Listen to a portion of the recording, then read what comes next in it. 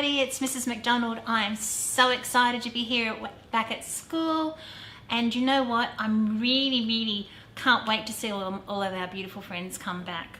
The only thing I've really been worried about is, though, I bet everybody's got these really cool backpacks, and I bet all the teachers have got these really cool bags, and the only thing that I could actually find to bring to school today, well, was this.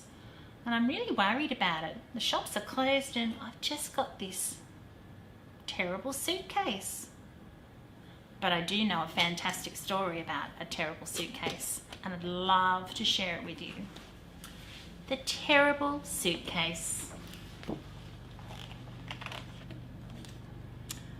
The Terrible Suitcase. Because I got a terrible suitcase for my going to school present instead of the red backpack and yellow rockets and a silver zipper, I was mad. M-A-D, mad.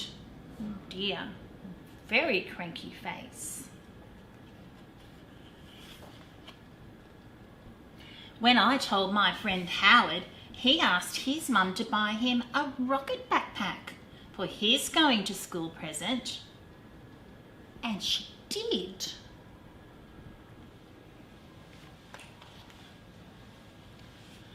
And because Howard's mum brought him the backpack I wanted, I launched my Play-Doh planet into Howard's best matchstick sculpture of an intergalactical spacecraft. And because the spacecraft collapsed, Howard squashed my Play-Doh planet. Oh dear.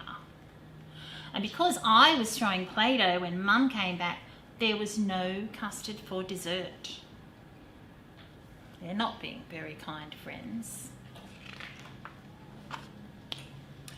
So I was grumpy when I should have been happy, because Monday was going to be my first ever day of school, and I had been waiting this for my whole life. My brother Elliot ate his custard and said I should decorate the terrible suitcase with dinosaur stickers. Good idea, said Mum.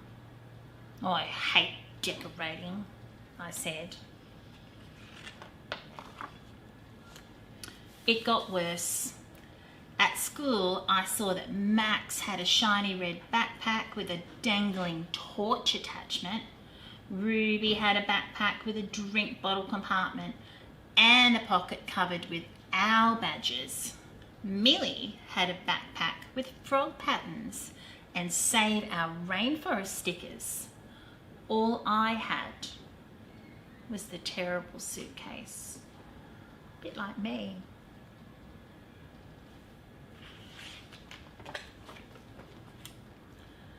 At morning tea, I was so mad that I accidentally chewed my best hologram sticker of a space station, which meant that Howard wouldn't swap it for his dad's photograph of Halley's Comet. At lunch, I tried telling everyone that the terrible suitcase had a secret compartment. I told them it held space dust. I told them I would never swap my terrible suitcase for a backpack. No one took any notice, except for Paul MacDonald, who asked if he could eat one of my space food sticks.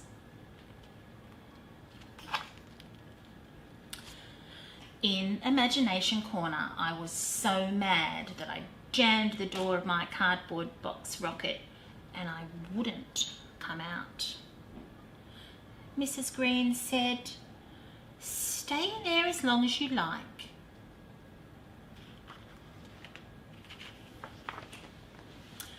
I was zooming around the moon when Millie crawled into my box rocket. "I want to go home." She was crying. "Play rockets with me," I said. "I've got space food." And I gave her my terrible suitcase. "Thanks," said Millie when they saw the space food sticks. Millie and I were making lots of crashing noises when Ruby peeked into my rocket. "Engine trouble?" she asked. "Pass the toolkit." She was pointing to the terrible suitcase. I gave Ruby the suitcase and let her play rockets too.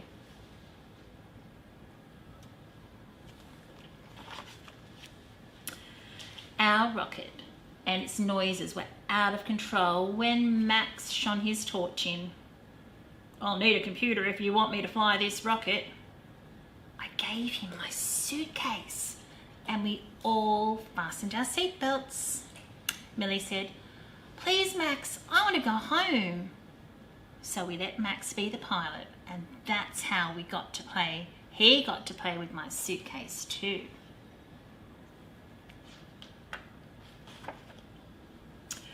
We went zooming back to Earth when Howard drifted past. "Can I play too?" And together we all floated in space. At home time, Millie gave me a Save Our Rainforest sticker. We can use it to decorate the rocket," I said. After dinner, I packed my suitcase ready for school the next day. I sang, "Here we go round the moon, here we go zoom, zoom, zoom." She's feeling much happier. I wonder why. When Mum came in to turn off the lights, she said, "Oh, look, your suitcase is playing games with moonbeams. See how it catches and splashes the light?" It was true. My suitcase was shining like a star. It looked terribly magnificent. I can't wait for school tomorrow. I'll tell all my friends my terrible suitcase glows. It actually glows.